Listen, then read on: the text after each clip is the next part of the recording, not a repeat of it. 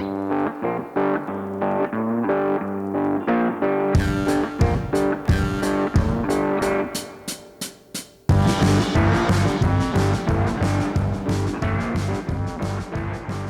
and welcome to Reasoning Through the Bible. My name's Glenn and this is Steve, and we've been working our way through Exodus. Specifically now we're in Exodus chapter 32, dealing with Israel and the golden calf. Last time we introduced this idea of the golden calf. The people of Israel went to Aaron and asked him to make this golden calf. We talked about how it was so soon after God had done all these miracles. If you have your copy of the Word of God, you might open it to Exodus chapter 32, starting at verse 6. And Steve, can you read 6 through 8? So the next day they rose early and offered burnt offerings and brought peace offerings. And the people sat down to eat and drink and rose up to play. Then the Lord spoke to Moses, "Go down at once, for your people, whom you brought up from the land of Egypt, have corrupted themselves. They have quickly turned aside from the way which I commanded them. They have made for themselves a molten calf and have worshipped it and have sacrificed to it and said, 'This is your God, O Israel, who brought you up from the land of Egypt.'" So in verse 6, right there, it says three things that they did. What are the three things in verse 6 that the people did? Well, they got up early, they offered burnt offerings, they brought peace offerings, and they also sat down to eat, they drank, and then they went and played. They danced. Yeah, the idea there of the play is some sort of immorality is implied, although it doesn't say specifically. So the first thing I noticed is they got up early, which means they got up early to do evil.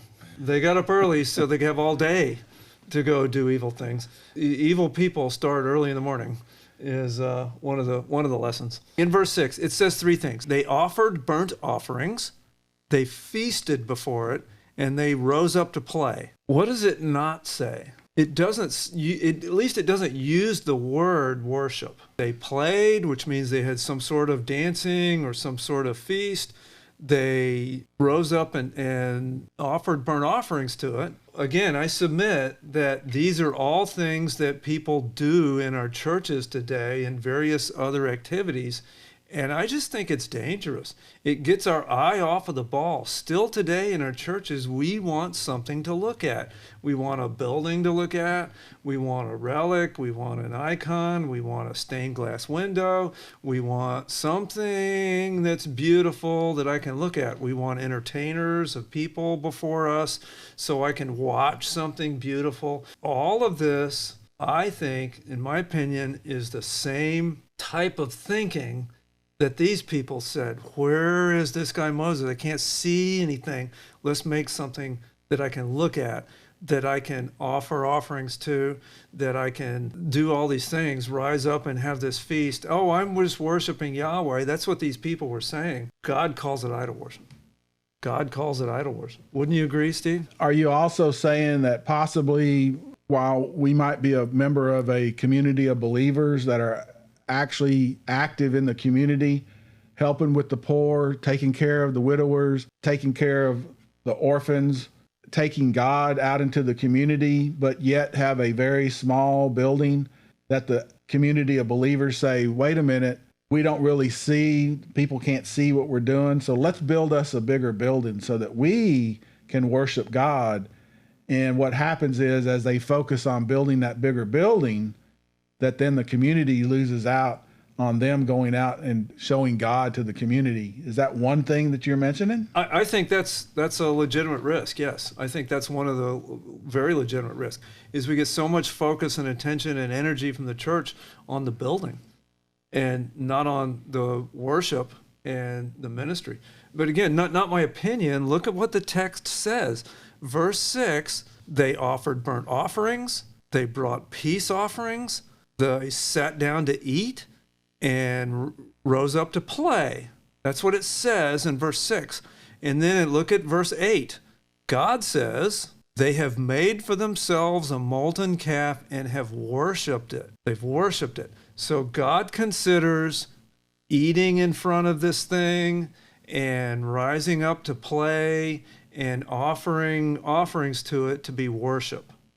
And I submit people are doing this to objects in our churches today. I just think it's very dangerous. Just because of the human tendency to get our eye towards idol worship, then we need to cut all of these things out. That's why right there in the Ten Commandments, do not make an image. I just think it's really, really dangerous. Now, they made it was a calf. To Correct. the Egyptians, bulls represented fertility and sexual strength.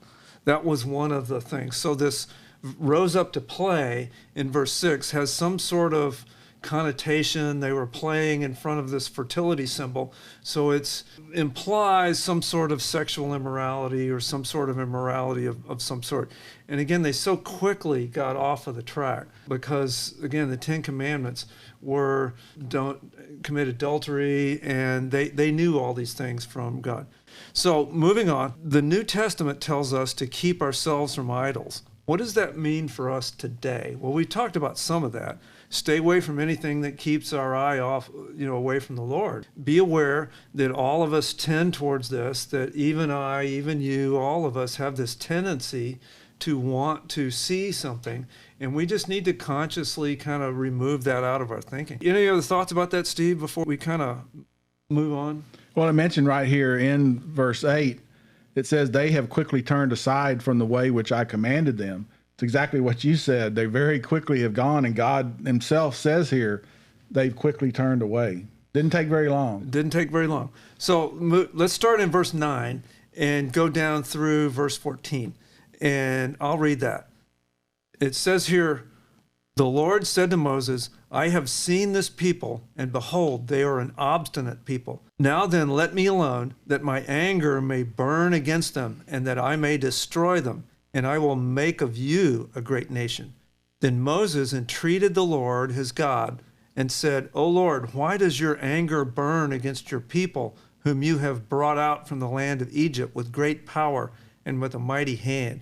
Why should the Egyptians speak, saying, with evil intent he brought them out to kill them in the mountains and to destroy them from the face of the earth?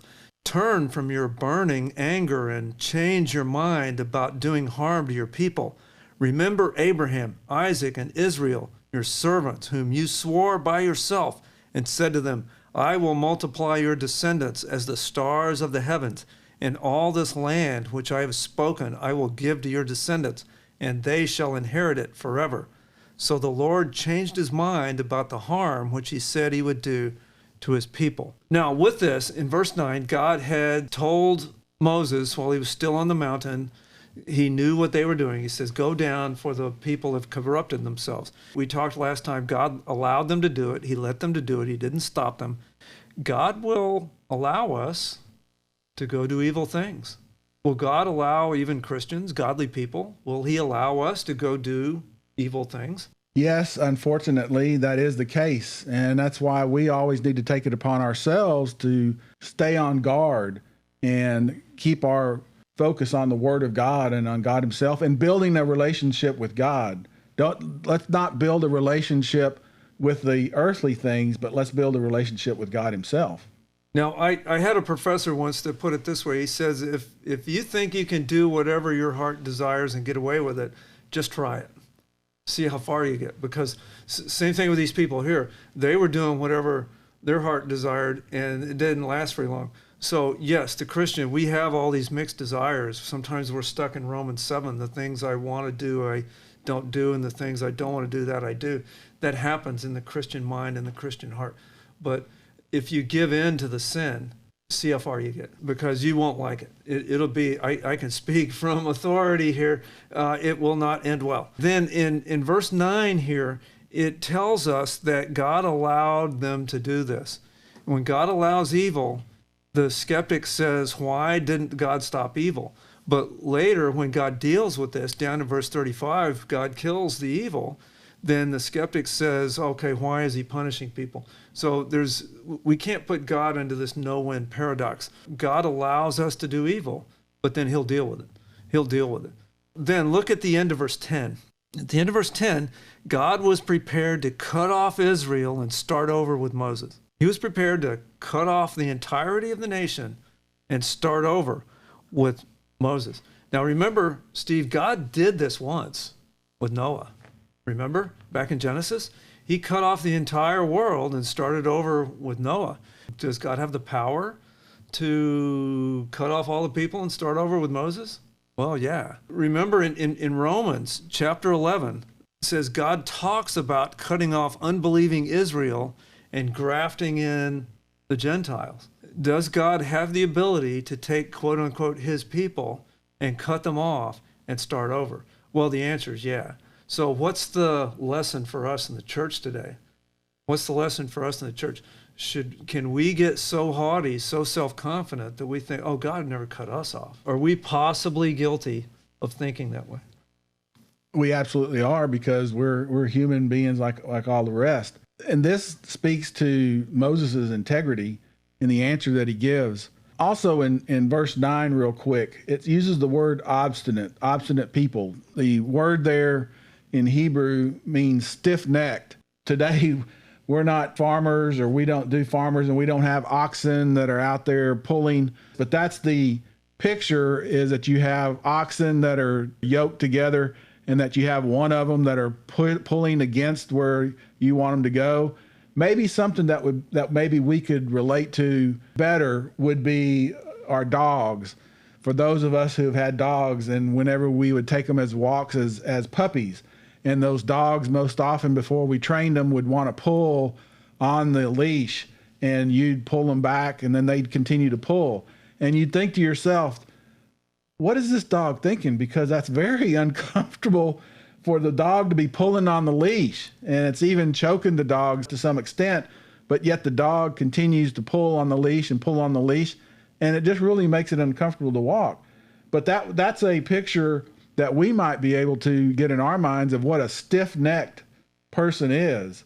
They're obstinate. You think to yourself, when you look at a dog that is well-trained, that dog, there's no tugging, there's no pulling on the leash, and the dog is there being able to walk freely, really, and not have anything around his neck pulling on him, and it's a much more comfortable walk for him.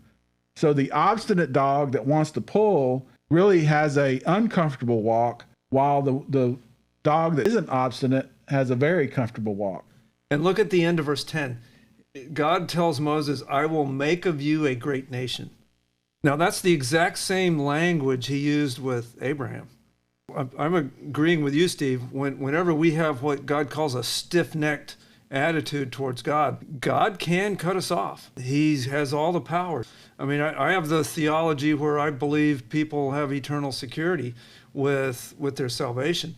But nevertheless, we have passages like this, and we should not be so overly confident that we believe that somehow I can get away with something that none of these other people in the Bible could. I mean, that's what Paul cautioned us over the New Testament. He says, don't be so haughty. He cut off Israel, he could do it to you.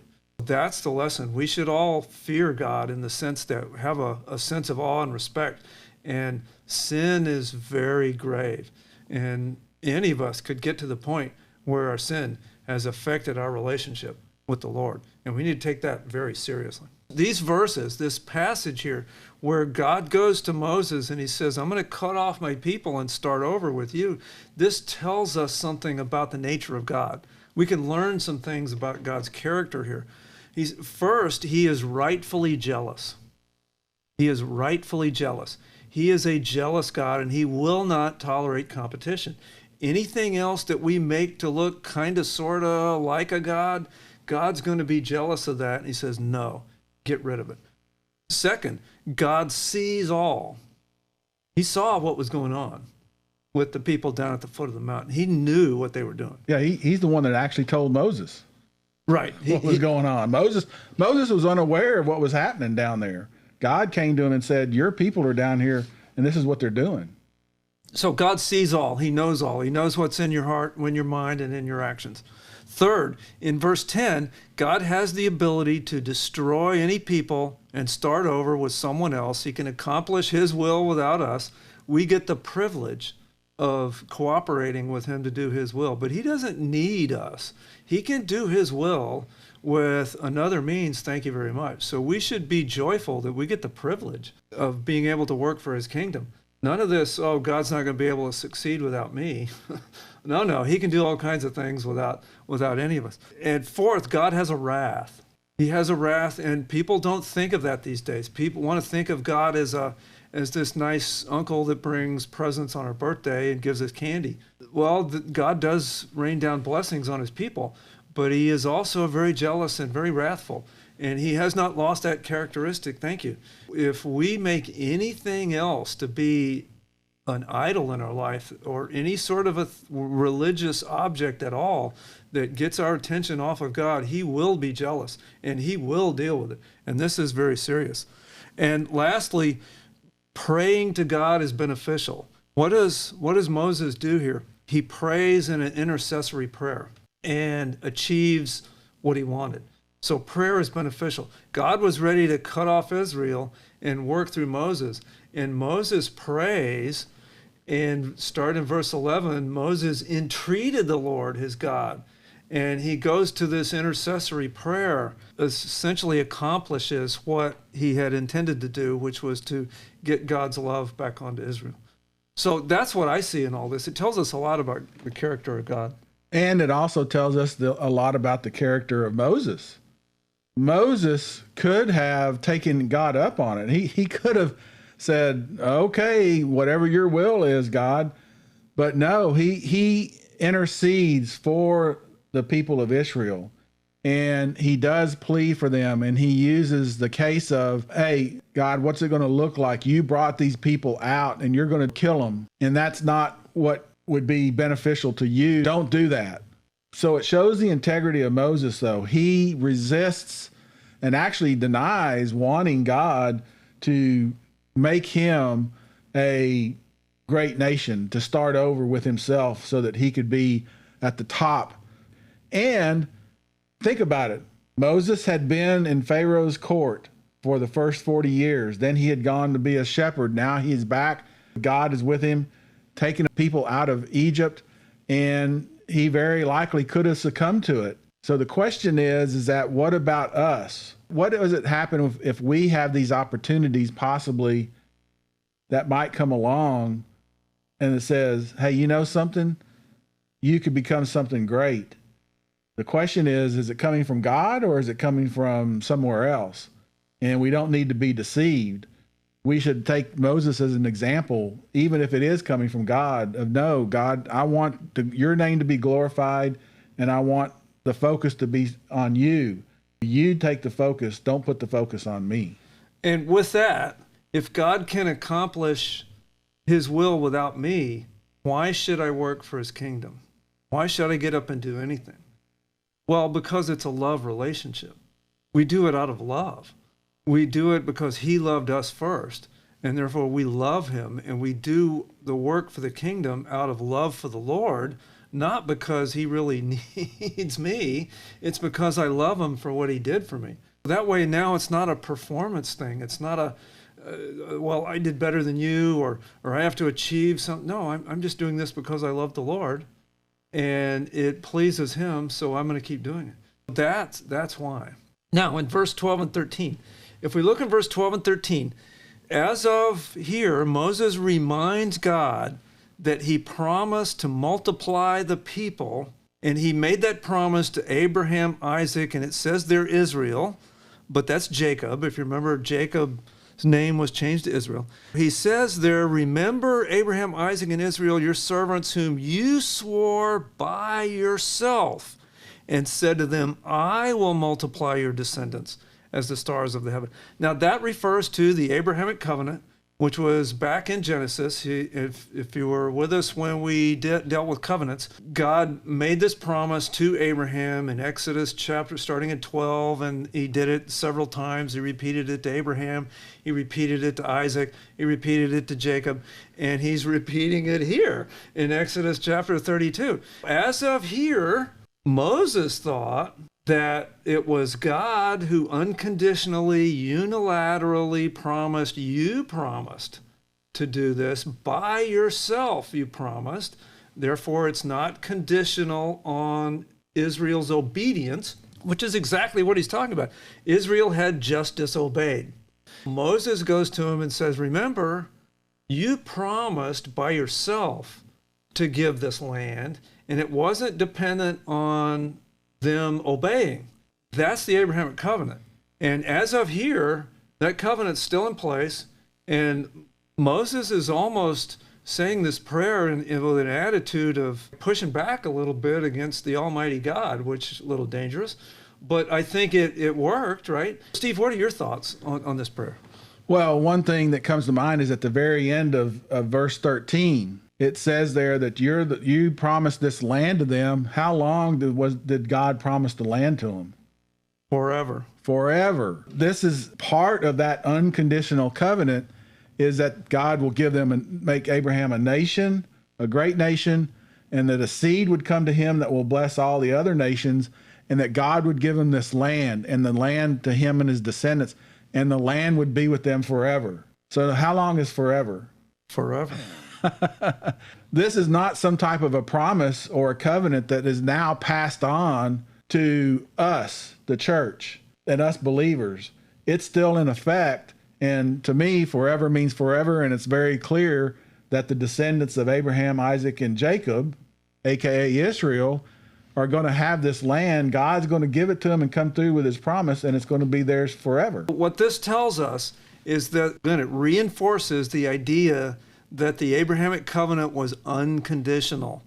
It was unconditional because what had Israel done? They had just disobeyed in a major way. And Moses stands up and says, wait a minute, you promised by yourself to give them this land. It tells us that the covenant is still in place, that the covenant is unconditional, the covenant included the land, and that God still considered that to be in effect, even after Israel had disobeyed. The other thing I see here, Steve, is that Moses is having what we would call an intercessory prayer. Intercessory prayer. He is praying on the behalf of someone else besides himself, namely the people of Israel. Is that a model for us?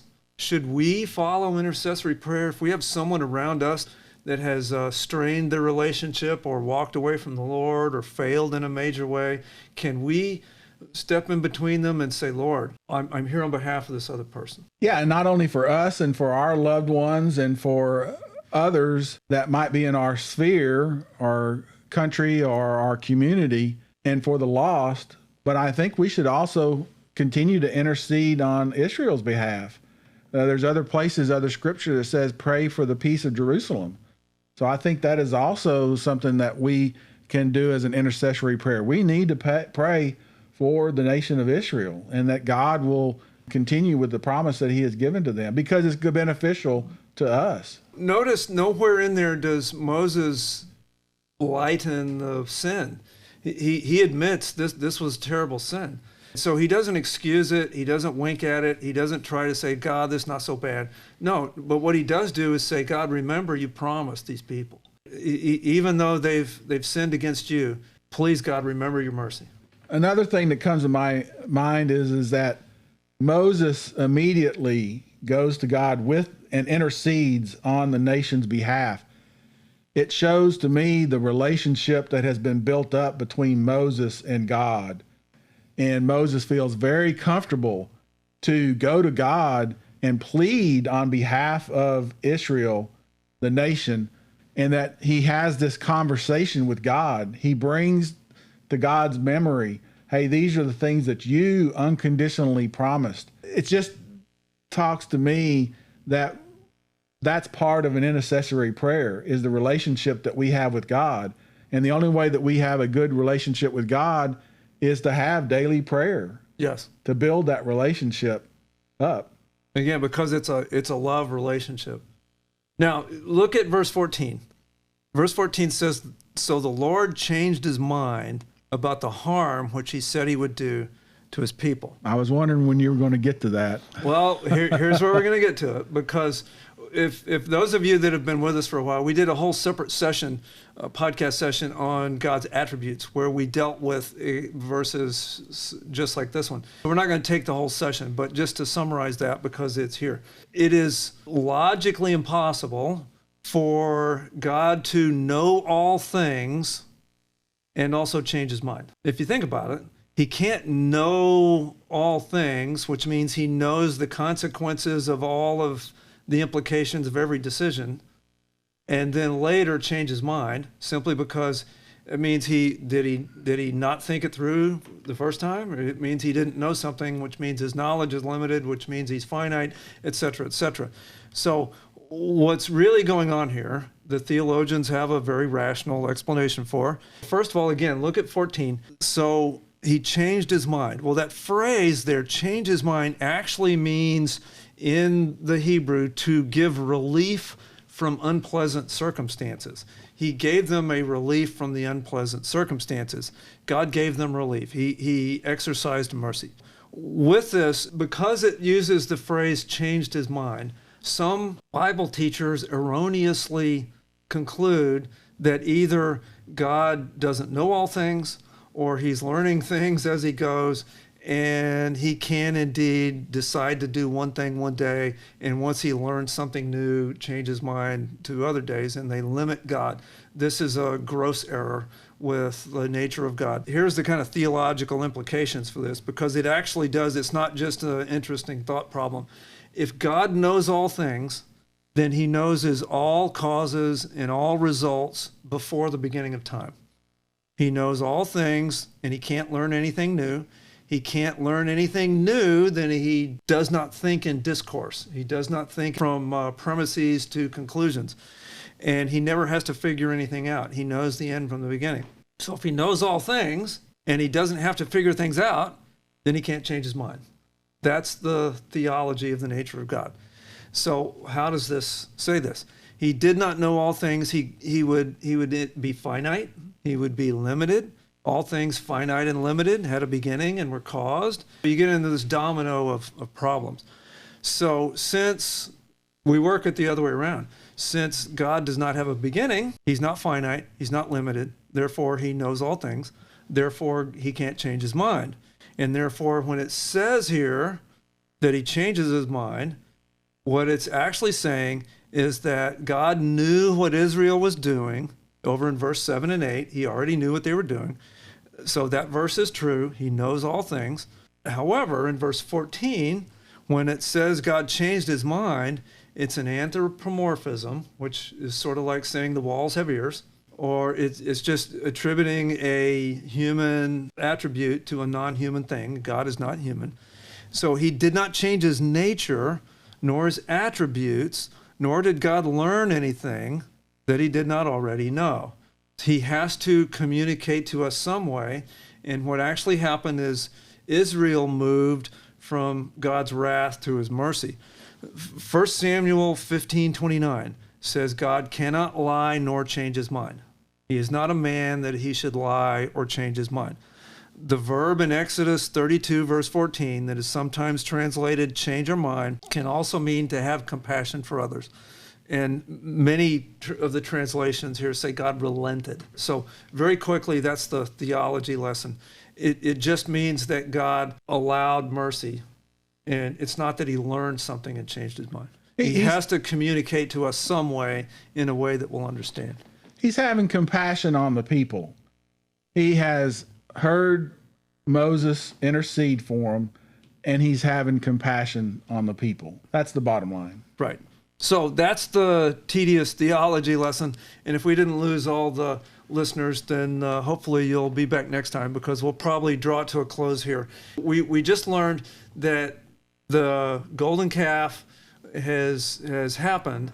So now what is God going to do with the people of Israel? What's going to happen to them because of the golden calf? And what happens when Moses gets down to the bottom of the mountain? That is what we'll deal with next time here on Reasoning Through the Bible. Thank you for watching and listening, and may God bless you.